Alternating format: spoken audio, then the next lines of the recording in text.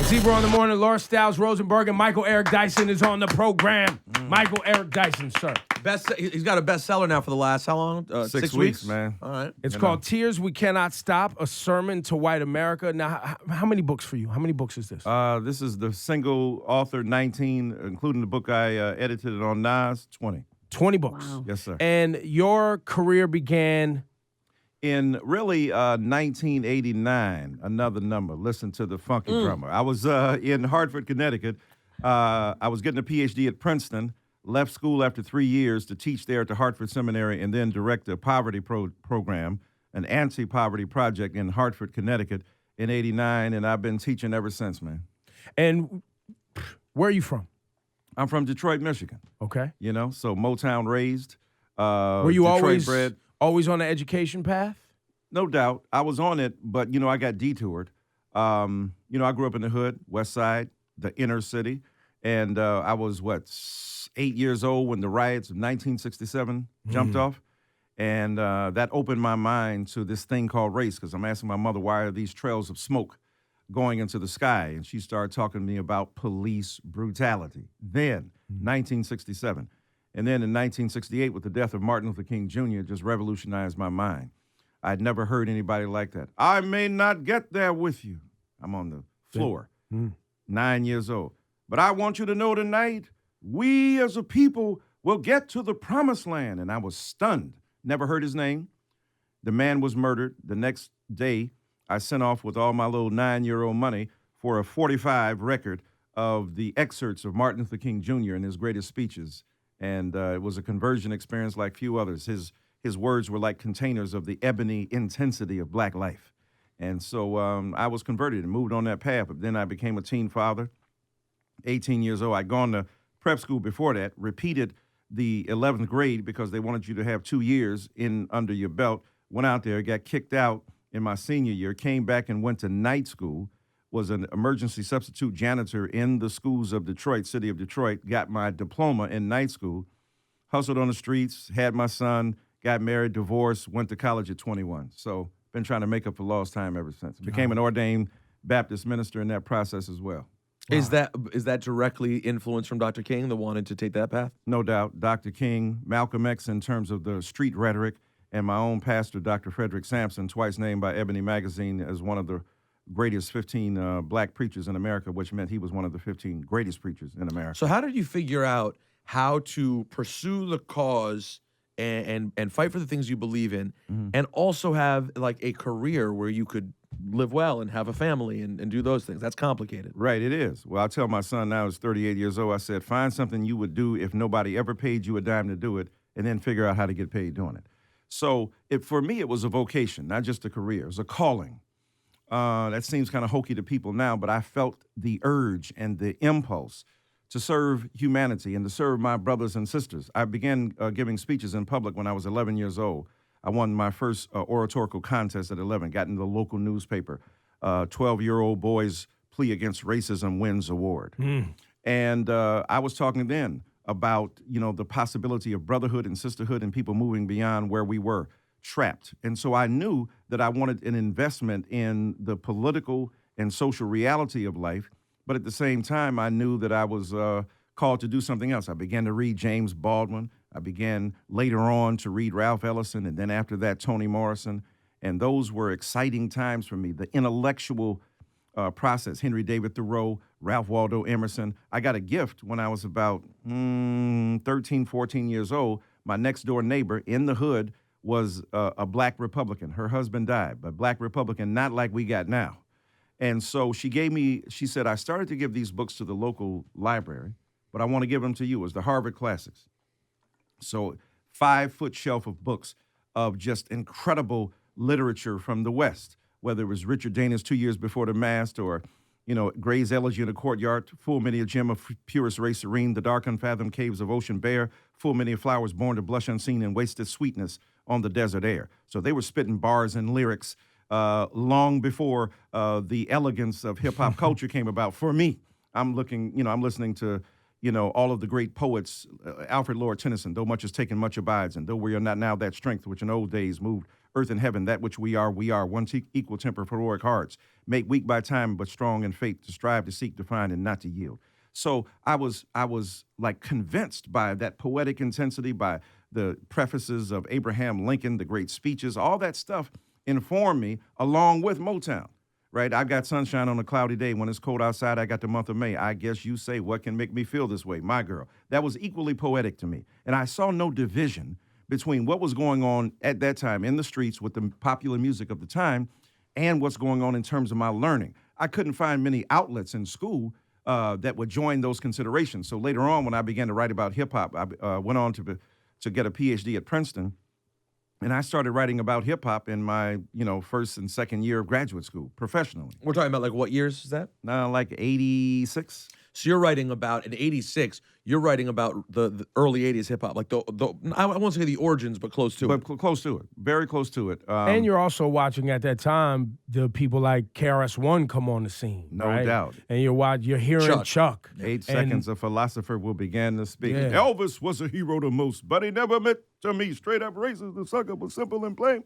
Man, John Wayne. Yep, all that. I mean, just tremendous. I saw it at the beginning, which is why when people tell me now, oh my God, I wish we could go back, standing by the speaker, suddenly I had a fever. Wasn't me or either summer madness, because I just can't stand around. So I get closer, and the closer I get, the better it sounds. My mind starts to activate, rhymes collaborate, because when I heard the beat, I just had to make something from the top of my head. So I fell into the groove of the wax, and I said, how can I move the crowd? First of all, ain't no mistakes allowed. Well, when that was out, with Rakim the God, when Chuck D, when KRS-One, it's not as if the culture was saying, the broader culture, oh, this is a perfect example of the political expression and articulate sensibility of young black people. No, they were dogging that. Turn that noise off. Now, after NWA breaks out, after police coming straight from the underground, a young brother got it bad because I'm brown and not the other color, so police think they have the authority to kill a minority. Oh my God, Jiminy Cricket, what are we dealing with? Let's go back to a time when you didn't support it, when you didn't think it was appropriate, when you didn't think that hip hop was going to last. It was an epiphenomenal expression that would move on very quickly. No. So I was there from the get-go, and I saw the power and the beauty and the appeal of that rhetoric. And being an ordained Baptist minister, I appreciated the rhetorical devices, the conventions, the poetic meter, the cadences that they were putting forth. That stuff was very, very powerful and appealing to me. And you are slightly above age-wise the hip-hop generation as it's known, right? Right. Which puts you in a unique position, because we talk about this a lot. Mm-hmm. At that time, it wasn't just the white media that was scared of hip-hop. Black radio was terrified of hip-hop. Frankie Cry blocked a lot of hip-hop from getting to daytime airplay. And BLS, our sister station, which was owned by Malcolm X's lawyer, right. They didn't want to play hip-hop, and they didn't want that street music. No heavy backbeat. I remember it, bro. Yeah. I was there. They hated on rap. Listen here, and they were talking to me, why are you getting a PhD from Princeton and you out defending that? I said, turn the question around. Since I got a PhD from Princeton, maybe I know what I'm talking about. Maybe I can discern the poetic intensity of a culture that you've dismissed. And now we can retrieve our understanding of what it means and begin to see that our own kids are geniuses. Let me ask you this: was it hip hop's relationship to the Black nationalist movement, because it kind of came out of that, that scared the Black elitist, Black hierarchy, post-civil rights folks who felt like they had the right answer? Well, that's a great point. Was that part of the fear, is that these street dudes are going to fuck up our ability to integrate and assimilate the way we want to? In part, that's exactly and precisely right. There was some kind of tension between an ideological and political outlook. If it's an integrationist aesthetic that says we have to court dominant white society, we have to cross over to. What hip-hop said, no, we ain't crossing over to nothing. They crossing over to us. Our language will be spit. And furthermore, fuck them. Like that in a basic, obscene-laden, beautiful vulgarity. Yeah, that's it. But it's not only though. Look at the tension that developed. It's not only so-called integrationists versus Black nationalists. The Black nationalists began to spit against what they saw coming out from the West Coast, or the quote language that was coming out. That's now, true. they could speak that language privately, but they ain't on record saying that. But some of those sensibilities were challenging the narrow consideration of blackness as expressed by even Black nationalists. So there was a tremendous tension. So that the Chuck D branch was in tension with the NWA branch, even though they went on tour together. Remember those in the days, LL Cool J, Chuck D, NWA. I mean, All that on was a tour. golden age. That was extraordinary. But as the fissures develop, as the internal genres develop, oh, this is West Coast and this is East Coast. So you got Coast. And this is before the Dirty, Dirty South came out. So what happens, and you got Philadelphia, the Nicholas one, 3 times dope. You remember them? Right? So now you got all these developments going on. DST, Hip-hop the is unusual fellow. He is an unusual fellow. He's an Hello. unusual the fellow. Nicholas one. So now you got all this development of extreme differences being generated, and there are generational tensions within hip-hop itself. Right. So now you got old heads sounding like more conservative curators and archivists of an art form that they developed, but that they did not then control. So, And that's happening today even. Yeah. I With- mean, with the but newer artists that are coming now. especially today. I mean, the I'm one difference of 'em. between 9 and then mumble rap. All right, cool. Now I'm all Some for people like said, no, you can't do that. Look, It's the exact 20 same years thing. from now, the mumble rap is going to be, see, remember the height of mumble rap? Exactly. When we were mumbling. You kids don't and mumble the way we mumble. You have no idea of breath But you control know and the expression of polysyllabic words in the context of mumbling. Equally inarticulate. But Well, the oh my interesting God. piece of that mumble rap that I don't think gets its just due, while I hate on it because it's not really rap, it's harmonizing and finding melody sometimes, It's beautiful. is it's blues. I mean, well, It's, let's- and it's the essence of chants and the whole thing. come on, it's circling back around. I mean, Chance the Rapper's a genius, dude. Well, I meant don't- chants, like right, right, right. spiritual Oh, chants. chants. like- Oh, yes, yes. It's a chant. Oh, Chance. All right. Yeah, because I was going to say, I love Chance, but I love what you just said about chants. Right. And those chants, look, I'm a Baptist preacher, so they say, if you can't talk, the Spirit will interpret your moans and utterances and your groans. It is a blues aesthetic because blues is about expressing a tragic comic reality in the face of life's horrors and finding a way to be both humorous and to remain on point at the same time. And so in that sense, Bobby Blue Bland, what is he doing? He's in church listening to C.L. Franklin. Now, C.L. Franklin is Aretha's daddy. Where do you think Aretha got that from? She's a genius, but her rhetorical predecessor was not another singer. It was her daddy. You better not fight the louder.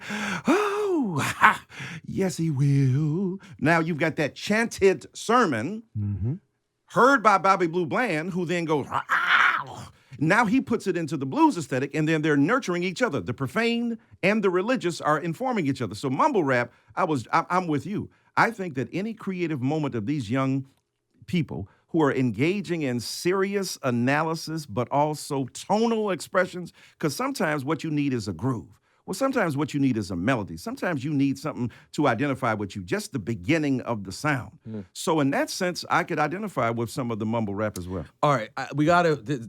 We're going starting to the off book. Yeah, we're starting off. Hadn't even got to the book. Nah, Hadn't even got to this it. is an amazing conversation. I was really interested to hear everything you just said about that and didn't expect it. You and I were just talking off the air, though, about something you feel very passionately about. We sat in these same seats last week. 2 weeks ago, I had a great conversation with Killer Mike, My man. who is an awesome, informed activist and has a different perspective, I think, than you do when it comes to, for example, not voting because, or choosing the candidate that was not capable of doing what Donald Trump is doing right now. So we had a long debate about those who make the decision to not vote, and you feel very strongly about. What did he this say about subject. not voting? What was he saying? Well, he ended up voting. He did vote, right? Yeah, but just he not was with for Bernie. Hillary and not for Trump. Right. Right. So he's just Yeah. someone who's a catalyst for the conversation. He wasn't justifying not Yeah, voting. right. But we have talked to many people who Yeah. just said, if there's no candidate, you don't vote. And Man, what kind of leisure is that? That must be great to have that leisure to say, well, if it's not my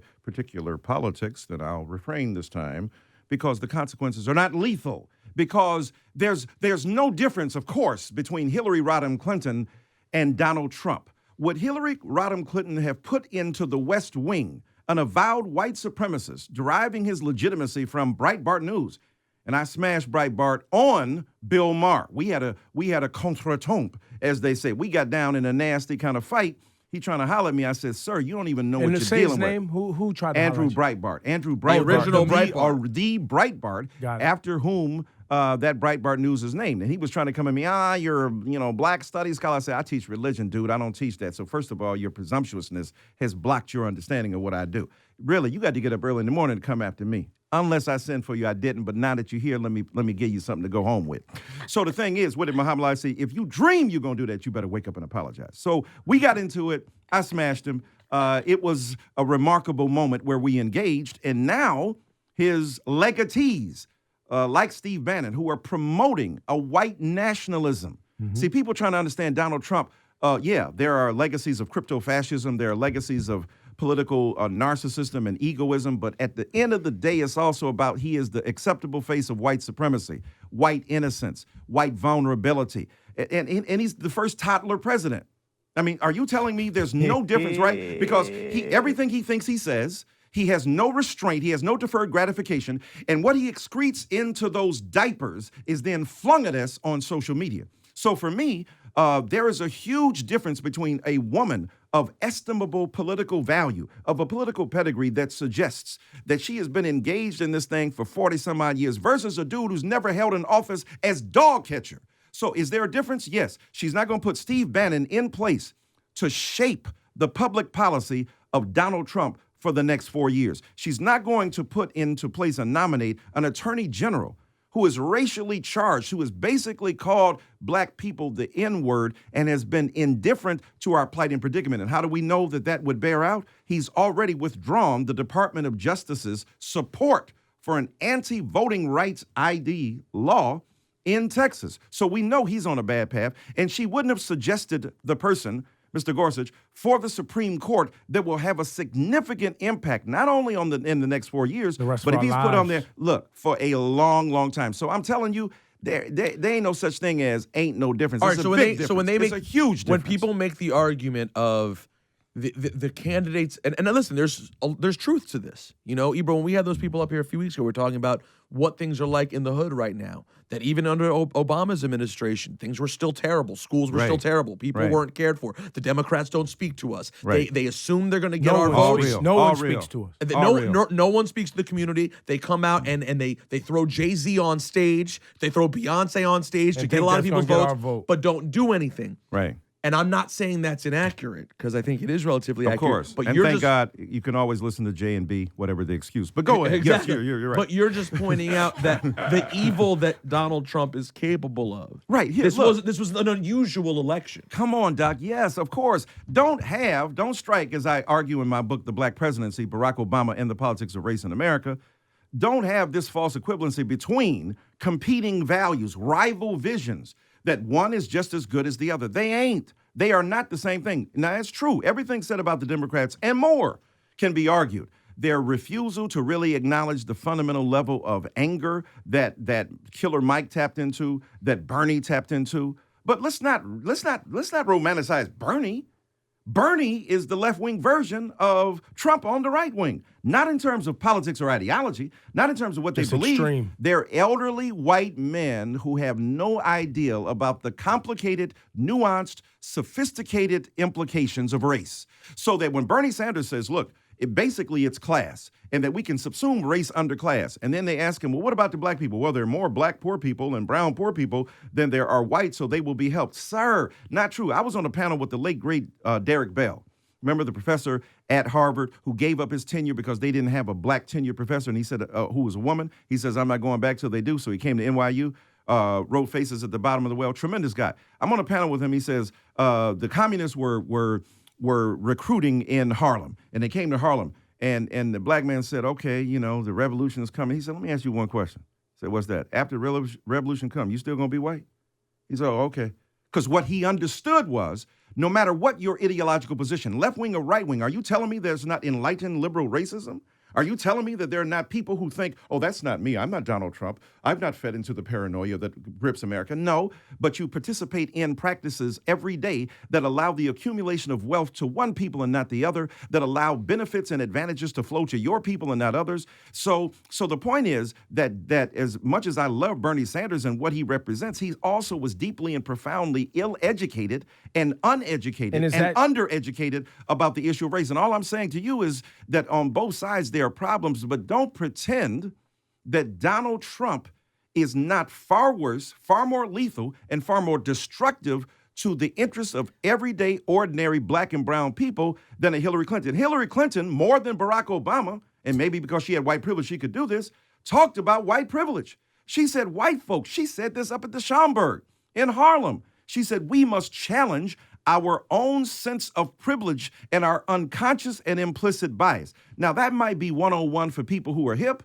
but for those who ain't, which is the most of America, that is something that's extremely important. So I'm just saying, stop it with ain't no difference and they're both the same and I can't vote. I mean, not voting is a problematic response to a crisis we're in. Do you think there was a specific attempt by the right to bring up the whole, what was the Hillary quote that? The mass incarceration 1995. I mean, we've talked about on the show. Predator. Super The predator. super Super predator, yeah. I mean, my former colleague, John DeLulio, who was at University of Pennsylvania, then Princeton, came up with the term. Of course, she repeated it. So we're going to hold Michelle Obama responsible for everything Barack said. I'm sure that's what we're doing. I don't think so. So now, but here's the difference. Hillary Clinton was more politically active, we could say, although Michelle Obama did become the same later in her life. So we're not going to punish Hillary Clinton for that. Look, she has acknowledged and was forced to acknowledge that it was problematic. A lot of Negroes believed it too, by the way. Well, we've had that conversation on this A lot of radio black people station. embrace that notion The C. too. Dolores Tuckers of the world. Not only them. That's right. A lot of church folks at the time, black church who were fed up with gangs. Come on, and crack. And crack at the time, and basically turned it over to the government, like clean up our neighborhoods, do what you got to do. They begged ask Bill Clinton. Bill Clinton's like, man, I'm confused. Because some Negroes telling me this crack is horrible and it's worse. They said they put pressure on him. No, man, it's worse than powder cocaine. The addictive characteristics. They became pharmacologists and then they start deconstructing it, street pharmacology, but they are trying to tell him that this thing is so addictive that it's the most destructive thing ever. So Bill Clinton's like, okay, 3 strikes and you're out. So now, under the impetus of some black people who are concerned, I understand why, concerned about your community and what it's doing. My brother sold drugs on the street, including crack. Been in jail now for 28, 29 years, serving a life bid for murder. We don't believe he committed it, but he was in that life. This is your brother? This is my brother, Eric Dyson Bay, prisoner 212687 in Michigan. So I know that from the inside of what the consequences are to black communities who were fed up. And he got sent to jail, by the way, by an all-black jury. Now, it was a literally blind white judge who gave him all the time. He did, literally. But the reality is black people in Detroit and across the America are fed up with that, and I understand that. But to say that Hillary Clinton became the linchpin for that is unfortunate because, yes, but she hold did, her though. accountable. Women, she hold did, her. though. You got to hold her accountable for what she did, but she wasn't the president. Hillary Clinton was not setting public policy. But do she you, was Michael Eric amplifying. Dyson, believe that was a strategy from the GOP? The right, no question. To make because it No seemed question. like question. the No term question super about that. predator became very common. I was like, man, I haven't heard this in a long time. Well, And how it many spread times did we everywhere. talk about it? How many times did we talk about it on the air where I said, guys, I lived it. Right. I'm Many telling times. you, black people, black politicians, on, black dude. clergy were responsible for Bill Clinton putting that in order. We did that to us. There's just no doubt about that, and it can be analytically and empirically verified. Empirical is just a big word that means you can falsify it or verify it And through you your got receipts. senses. And you got receipts. It's the Whitney Houstonization of political discourse. Bruh, what are receipts? I got them. All right, so the point is that, all that was going on, and it's complicated, right? So we ain't trying to say it's like Facebook relationship. It's complicated. So the thing is, it is complicated, but let's not pretend again that not voting is the answer. Yes, it's not perfect. You want to tell young people you don't get everything you want all the time. It don't happen. It don't happen in your relationships. It ain't happening at your temple, your mosque, your church, your synagogue. It ain't happening at the crib. It ain't happening at school. It don't happen nowhere. Like the theologian Robert McAfee Brown said. He said the church is like Noah's Ark. If it wasn't for the storm on the outside, you couldn't stand the stink on the inside.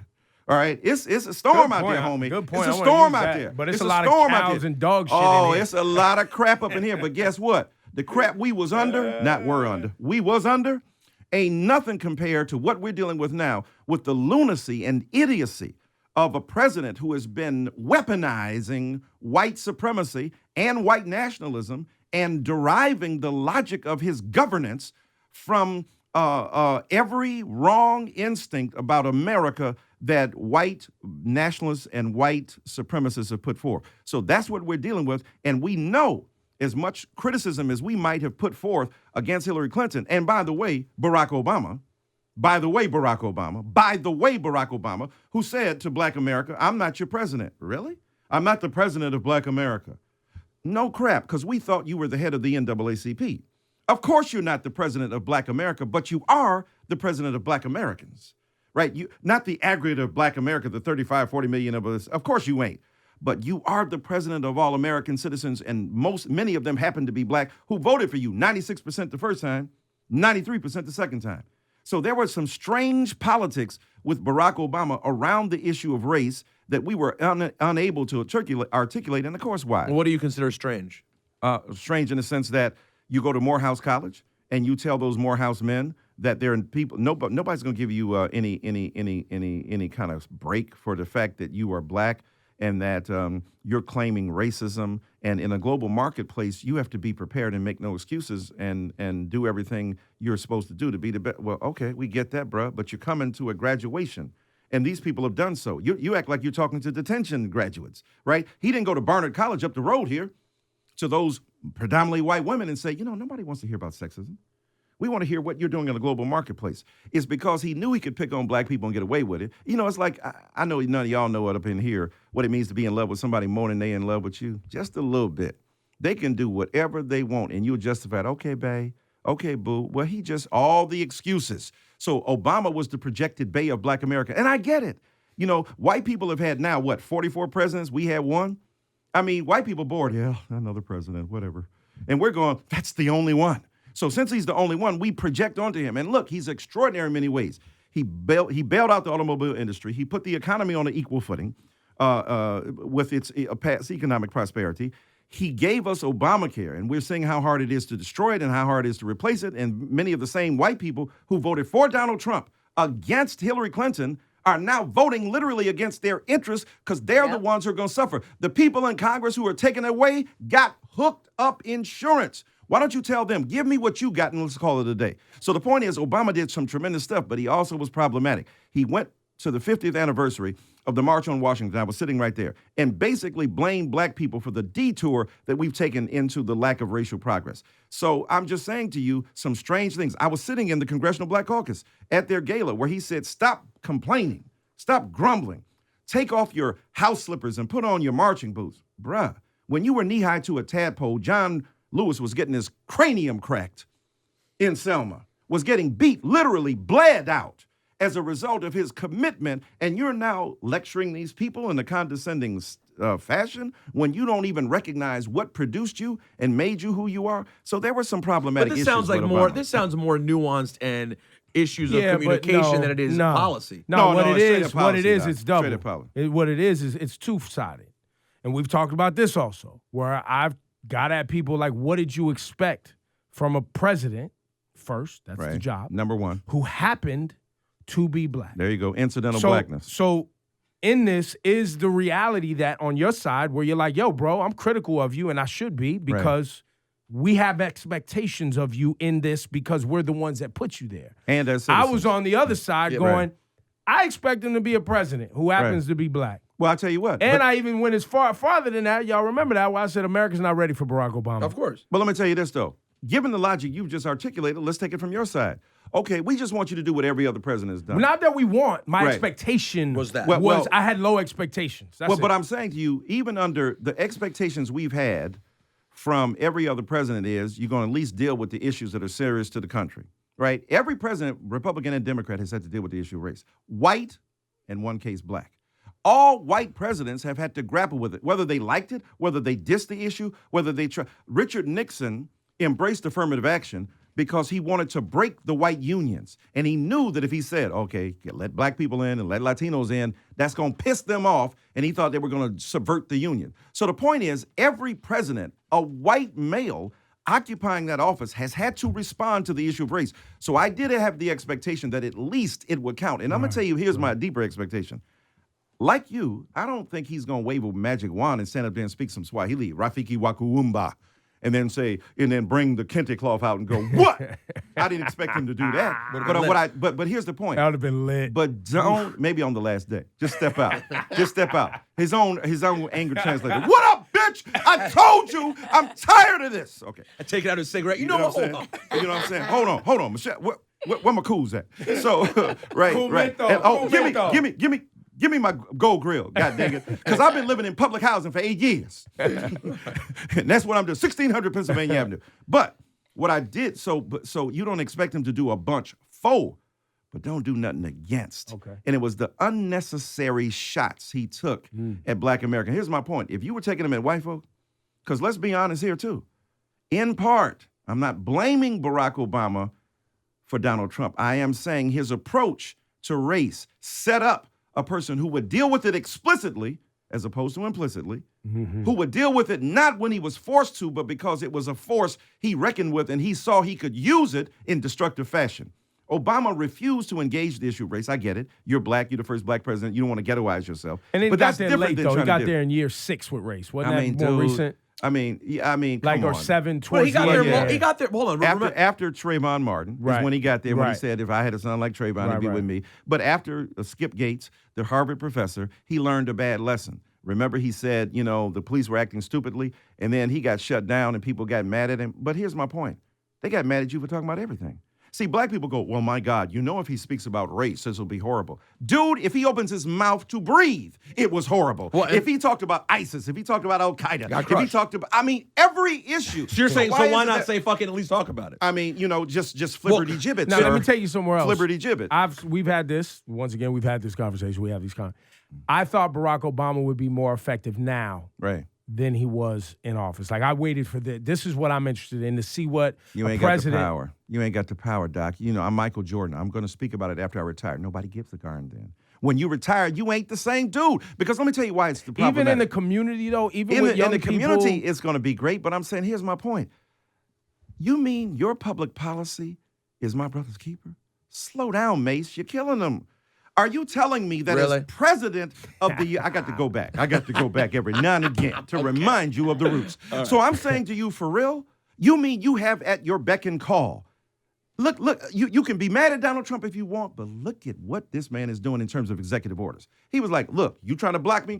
I don't really give a flip. Pow! Here's another executive order. Pow! Here's another executive order. I ain't saying Obama could have done it to that degree, but he could have done it a lot more. And what I'm saying to you is that in the midst of this, here is the reality that Barack Obama missed, that America is going to see you as a Negro regardless. And, when Donald Trump spent most of his time, 3-4 years, demonizing him as, illegitimate, trying to retroactively abort him from the womb of American democracy.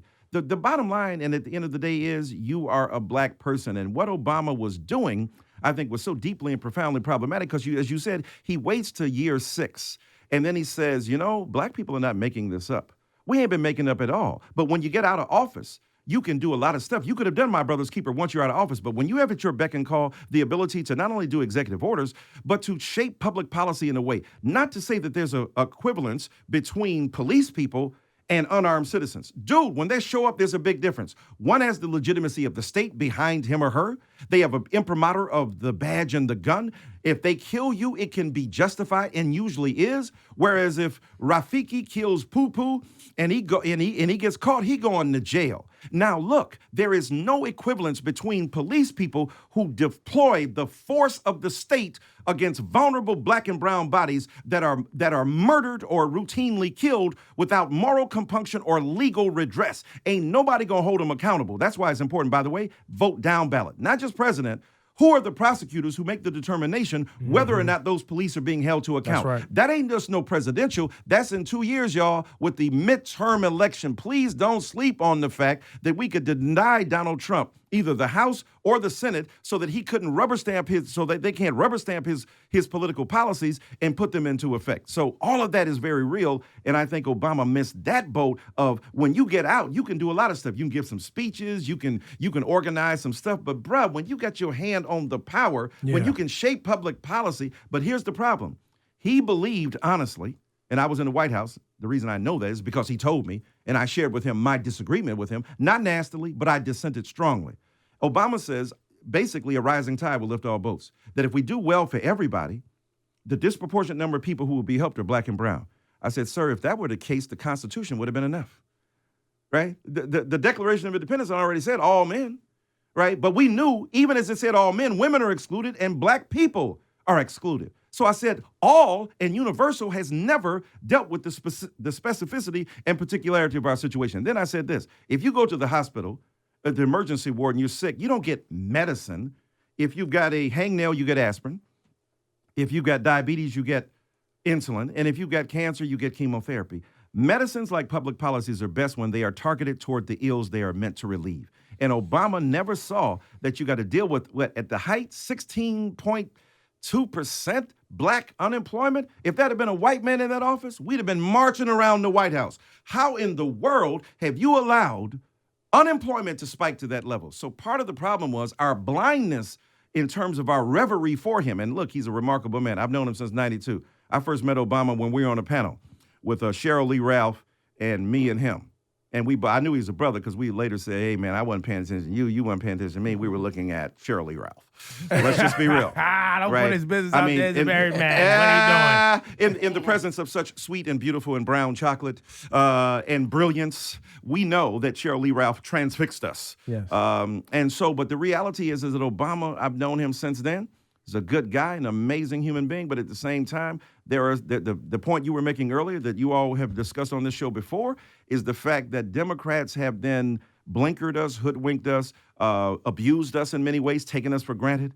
But even saying that, the reality is what we got now with Donald Trump is on another different order. It's a different species. It's a different fowl. And what we got to do is to gird up our loins. And remember, we've been through worse. And let's not pretend that Donald Trump is the worst thing we've ever seen. He ain't. We have been through we've been through enslavement. We've been through Jim Crow. We've been through post-Reconstruction denial of opportunity. We've lived through Sheriff Pritchard and Bull Connor and Jim Clark. We have lived through worse. But we got to call upon that historical memory. The great preacher Howard Thurman said, never reduce your dreams to the event that you confront right now. You got to look beyond where you are right now to confront the social reality and the possibility and the hope. Howard Thurman said, either you're going to be a prisoner of the event you're facing now, or you're going to be a prisoner of hope. I choose to be a prisoner of hope because this is chess, not checkers. This is chess, not checkers. Don't want to go, to training day. I like break down. Sometimes you got to pull the training day. Well, last thing I got to ask you before you go. I don't want to mess up your promo engine because this is a good spot for you. Tears We Cannot Stop. What's the name of that book? There you go. Tears We Cannot. It's his 20th, so he can't keep track. I know, You know what I'm saying? I just want to stay on the list. Y'all help me stay on the list. I get the gist of the argument, what you're doing. Okay, I don't want to spit no bars. One of the things that helps you stay on the list is your regular appearances on Real Time with Bill Maher. And yes, sir. You do a great job on that show. Thank you, sir. I was not pleased with Bill's the landing spot that Bill gave to Milo. I can't pronounce his last name. Right. That insane son of a bitch who he had on the show, who's since been fired from Breitbart. But I was disappointed. And a lot of people were. And then Bill tried to pass it off because the next week Milo ended up losing his job. So Bill was kind of like, look, see? But no, it wasn't because of your appearance on Real Time. On Real Time, Bill let him skate, and he was kind of cutesy with him when that guy is a dangerous, dangerous maniac. What did you think of his appearance on Real Time and how Bill handled it? Well, I love Bill Maher. I'm going to go back on that show. I'm going to talk to Bill. We're going to engage it. That's what I got to say. Are you going to talk to Milo? Look, but Milo's a clown too, though, right? Like, was he ever before on this program? A lot of times we put a stop to things, right? I learned about the Milo guy from the Berkeley thing, right? Had never heard of him, wasn't in my world. And then when I found out he was literally a Twitter troll who went after people and got and then was his name banned on Twitter, yes. And then got banned on Twitter, and that's his claim to fame. At that point, I'm not taking you serious. Like, but not only that, but at that point, then don't have him on your show. Well, and if you are going to have him on the show, Bill Maher, put him in his goddamn place. Well, I think Bill Maher had him on probably because he was topical. I didn't see it, but Yeah. I'm assuming Bill Maher also probably was in a scenario of, I know he's topical, he's Of course, controversial, but and not I'm not only- going to argue with this fool. And not only that, he ain't, as weird as it sounds, you got producers booking the show. They put him on. It's not that Bill Maher didn't know the guy was coming on. He knew he was coming on, but he doesn't, he's in the same position of, okay, we got to deal with an idiot that I think is reprehensible. Let's put him on there and clown him. And your point was he wasn't clown. But look, I went to DePaul University. I used to teach there. Milo had been there to show you how destructive and dangerous the cat is. So I go there because in the aftermath of Milo's appearance, he had emboldened some white racists who came in from outside, not students, who had then called them the N-word, dogged them out, said vicious things about them, and he got physical and violent. So I think in that sense, there's no question that my greater argument is against the kind of nastiness and vitriol and hatefulness that this guy represents. And getting his comeuppance is not something about which I am either ashamed or chagrined or even upset by. God darn it, that's what you get because of the kind of violence you promote and the hatefulness you promote. And I think that Bill Maher has in aggregate done far better in trying to expose this madness than has made mistakes in terms of at least giving them a platform where you might believe that he was uncritically engaged. I think that the proof is in the pudding in the sense that his stupidity, his arrogance, and look, not only did he get fired from Breitbart, he got his contract canceled with Simon & Schuster. Because that shows you collectively, our progressive community's attempts to go at it, whether it's Rashad Robinson and Color Change, whether it's Ebro and all of y'all, Lauren and Rosenberg killing it on this show, exposing this madness. The reality is that our efforts chip away at the large structure, the architecture of ignorance and nastiness and vitriol. So even those of us on the same side might disagree and argue with each other. Ultimately, the bigger fish to be fried is the nastiness, the vitriol, and the hate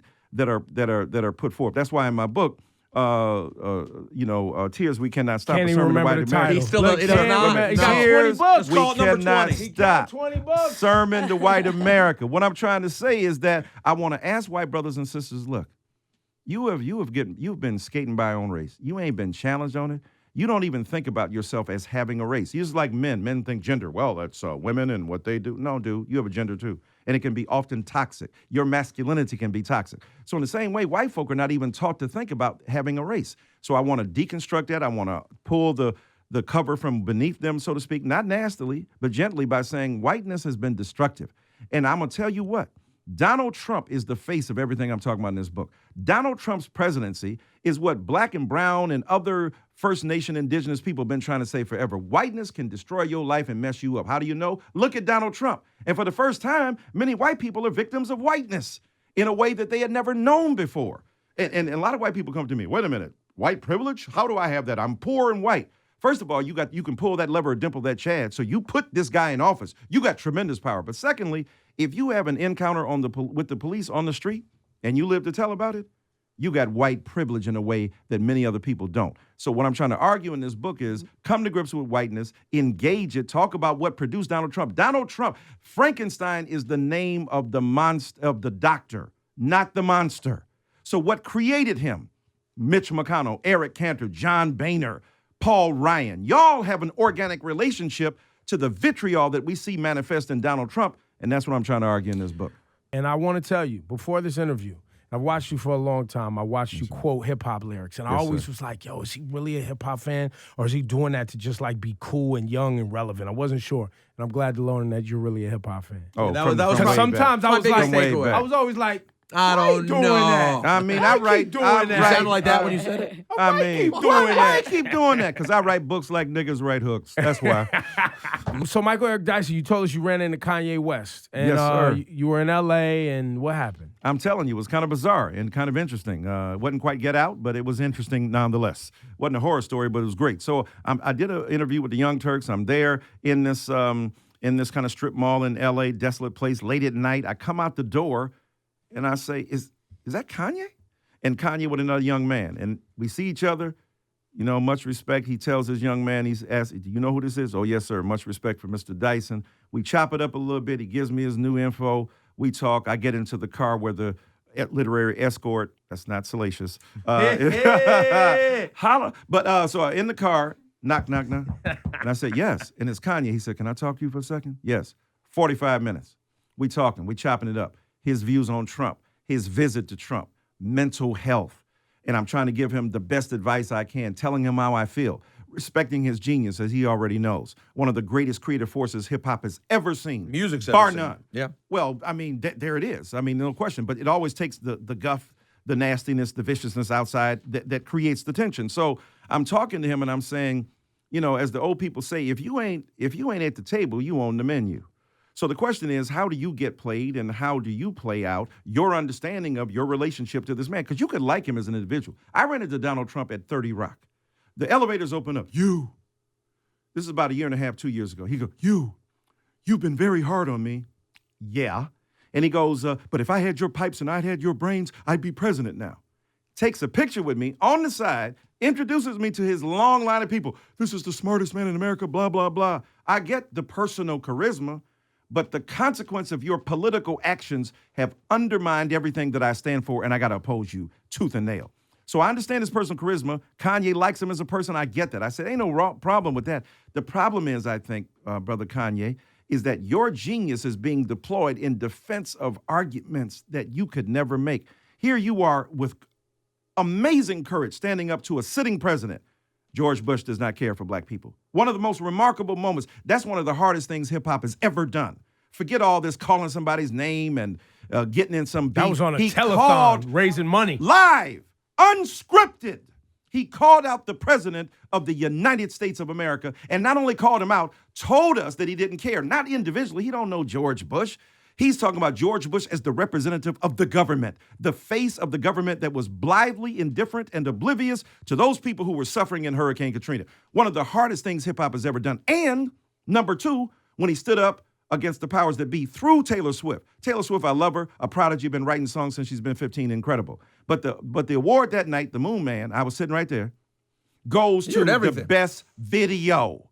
We know, Put a Ring on It, the Pope was singing that. I'm not going to let you compare the Put a Ring on It thing to the Kanye George Bush thing. Oh, let me tell you what. That was not the same level. No. I didn't compare them. But they don't have to be. That's what people, women, that's what so people what do. do. You mean the bravery? No. That's what people do to hip hop. It ain't got to be one thing to be great. It ain't got to be that to be this. And what I'm saying, let me tell you why it was important to me. When Kanye West goes up on the stage, maybe he's drunken, maybe he's motivated by whatever. Hennessy, but Amber Rose's you know what? ass. But I'm going to tell you what. But a lot of people motivated by Hennessy and all that is talking mad crap. He said, we know this award goes to Beyonce. What was he saying? I bet you Chuck Berry was at home going, where was Kanye when I needed him when they were giving my award to Elvis Presley? I bet you Little Richard was at home going, where was Kanye when I needed him when they were giving my award to Pat Boone for singing my song with a white face?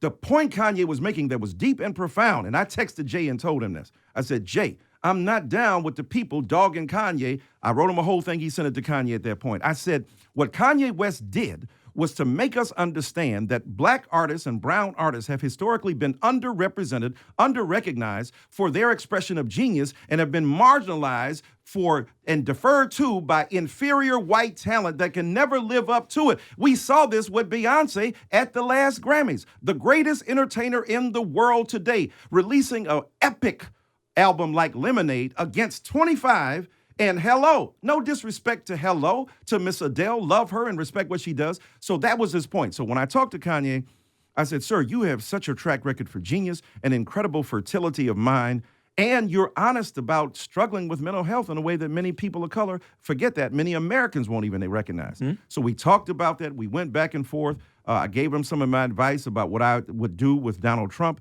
and how I would handle and position myself.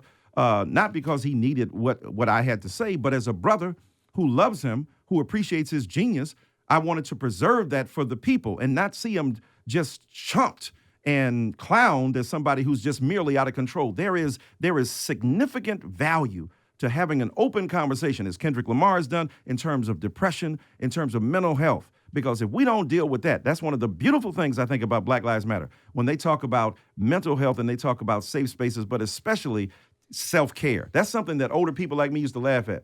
Martin Luther King Jr. ain't got no self-care in the midst of a battle, but maybe he should have because the consequences to his life were detrimental. When the coroner opened up King's body, 39 years old, he said he had the heart of a 65-year-old man.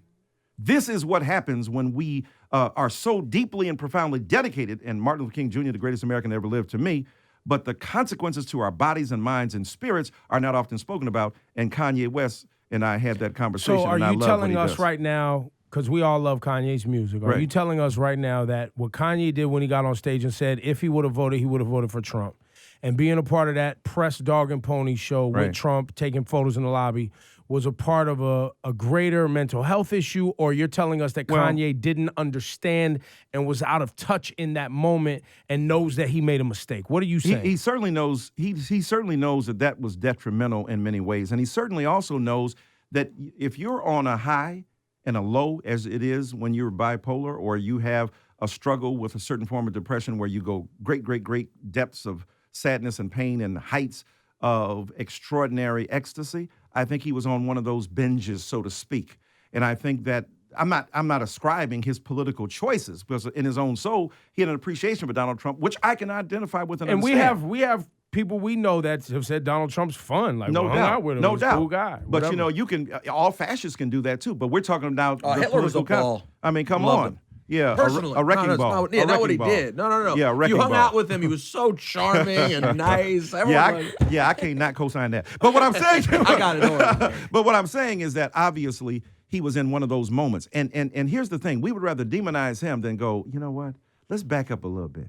Let's back up a little bit and see. We would rather ascribe that madness to a lot of he's just a sellout, he's wrong, as opposed to the fact, let's deal with something that's so intimate to us that we don't want to deal with. Everybody got one in the family, people struggling with it, trying to talk about it, trying to name it, but we can't do this in America. Michael, does being bipolar make you coon? Not at all, because I've heard that's one of Ben Carson is not bipolar. He's not. Okay, I was just checking. I was wondering because I'm not saying he is. Listen, I'm just saying. I'm saying it. I'm saying it, and I'm stand by my statement. Where all of these everybody's that wants to jump up and have conversations with white supremacists, like they're open to. They say they're white supremacists, bro. Right. They are interested in you staying underneath them. Right. There is not a conversation to be had. I mean, look. We are coming from different places. But see, the point you're making right there is so important. So, people have hit me up from the administration. I said, of course I'll come to talk to Donald Trump. But I'm telling you right now, I'm not coming to talk to Donald Trump to coddle him, to mollycoddle him. And I'm not coming to his house and his office. You put me on that White House calendar. The White House. Yes. I'm going to be with my shoes off on the couch. And I'm going to be like, bruh, first of all, I've been here before. You done messed up the damn furniture. I know. But secondly, white ladies up here with no shoes on. You know what? That's it. Look, bless her heart. She was trying to get the shot. I ain't bad. But here's my point. My point is, what I want to talk to you about is the way in which you have been complicit, whether you want it to be or not, by hiring Steve Bannon and putting Jeff Sessions in place and this new Supreme Court justice. You have been complicit in a right-wing analysis of the culture that I think is fundamentally flawed and wrong and destructive and hateful, and you are amplifying and echoing every sentiment that will destroy American democracy. Now, if you're going to let me, if I can say that, I'm down with the White House Oval Office visit. Michael Eric Dyson, get the book, ladies and gentlemen. Tears We Cannot Stop. And maybe a next book, because I'm interested in this, because I talk about it amongst us and sometimes on the show. Right. About white supremacy on an international level. Oh, no doubt about it. And the relationship, global consequences. And so while I think I heard you saying you may be implicit and may not mean to Donald Trump by the people you put in play. I believe this Russia thing, the people he's put in play, and things that are happening in Austria and Germany and France all go together with international white supremacy. Intersectionality is a big old word, but it means dealing simultaneously with a lot of converging forces that have to be kind of talked about. There is no doubt that, as Malcolm X talked about, the global consequences of white supremacy, that's what we're seeing today. Whether it's Austria, whether it's going on in Australia, what's happening in terms of England, the Brexit, the leaving, this is Donald Trump with an accent. So what we have to do is to understand what the consequences are and to see the interconnections globally and to understand the appeal internationally of a white supremacist logic.